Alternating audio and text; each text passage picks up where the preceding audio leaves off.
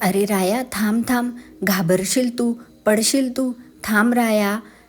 तर hi hello सगळ्यांना, मी आहे योजना आणि आज तुम्हाला घेऊन चालले आहे रायाची मजा मस्ती दाखवायला यात्रेमधली. आम्ही चाललोय आमच्या गावातल्या यात्रेसाठी, जी आहे विठोबा महाराजांची यात्रा.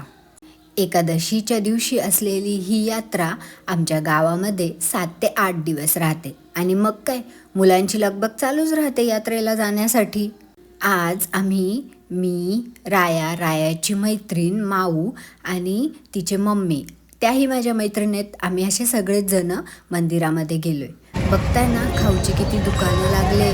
आणि हे आहे मारुती मंदिर आणि त्याच्यासमोरच असलेलं आमचं विठोबा महाराजांचं मंदिर. यात्रेसाठी काही जय्यत तयारी झालेली आहे. आणि हा समोर बघताय तो आहे रथ, जो महाराजांना फिरवण्यासाठी असतो. यावर्षी स्वर्गीय श्री अजित पवारांच्या निधनामुळे आमच्या इथे रथही निघाला नाही. चला मग तुम्हाला घेऊन चलते विठ्ठल मंदिरामध्ये देवदर्शनासाठी. यात्रेमुळे बरीच गर्दी आज मंदिरामध्ये दिसत होती. राया आणि माऊ यात्रा एन्जॉय करण्यासाठी आलेले होते. अरे पण हे काय, माऊच्या पायात तर चप्पल तशीच राहून गेली आणि रायाने माऊला सांगितलं पण की चप्पल बाहेर काढून या असं. आणि मग ते दोघंजण गेले मंदिरात दर्शनासाठी. पण दर्शन करण्यापेक्षा ते खेळण्यामध्येच जास्त गुंग होते. इकडून तिकडे पळण्यात मुलांचा आनंद काहीतरी वेगळाच असतो.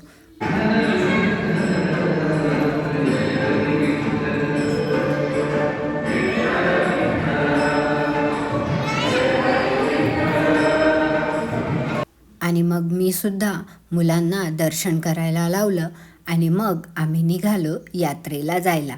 यात्रा ही एक निमित्त असतं मुलांना पाळण्यामध्ये बसण्यासाठी.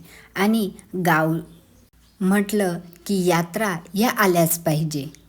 शहरातल्या मुलांना पाळणे, राईड्स या भरपूर बघायला मिळतात.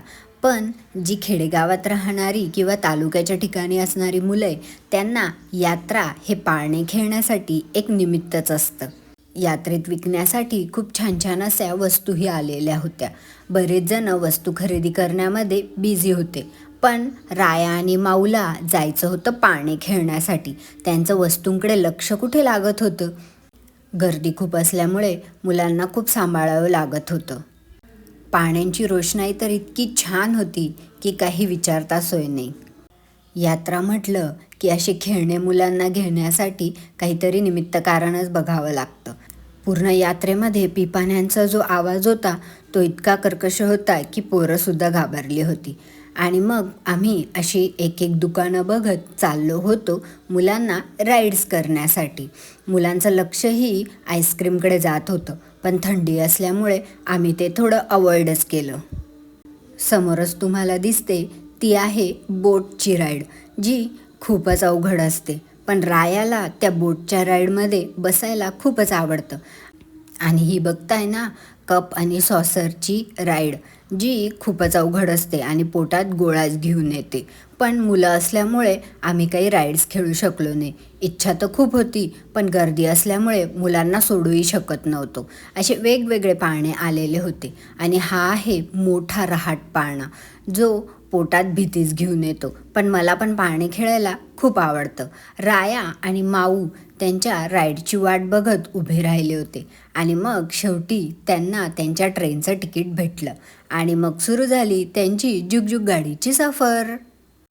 दोघंही मस्त एन्जॉय करत गाडीमध्ये बसलेले होते. राया बसलेला होता पुढच्या सीटवर, जे गाडीचं इंजिन होतं. आणि मग माऊ बसलेली होती त्याच्या मागच्या सीटवर.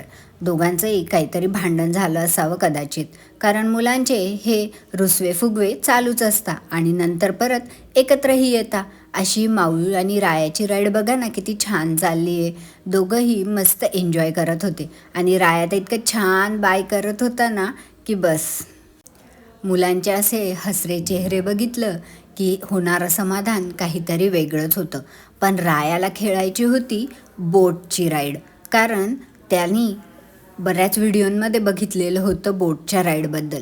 त्याच्यामुळे त्याचा विशेष आग्रह बोटच्या राईडसाठीच होता. पण आम्ही घाबरत होतो. पण घाबरणार तो राया कसला. शेवटी तो बसलाच बोटच्या राईडमध्ये आणि मग सुरू झाली त्यांची बोटची सफर, जी खालून वर वरून खाली अशी सुरू होती. राया नाचतही होता आणि एन्जॉयही करत होता, पण मला बघून भीतीच वाटत होती. बोटची राईड झाल्यानंतर रायानी बॉल, गाडी आणि बाकीची बारीक बारीक अशी काही काही खेळणी खरेदी केली आणि मग यात्रेमधून थोडासा खाऊ घेऊन आम्ही आमच्या घराकडे निघालो. अशा ह्या आमच्या गावाच्या यात्रेचा व्हिडिओ तुम्हाला कसा वाटला ते नक्की कमेंटमध्ये सांगा. Okay, bye.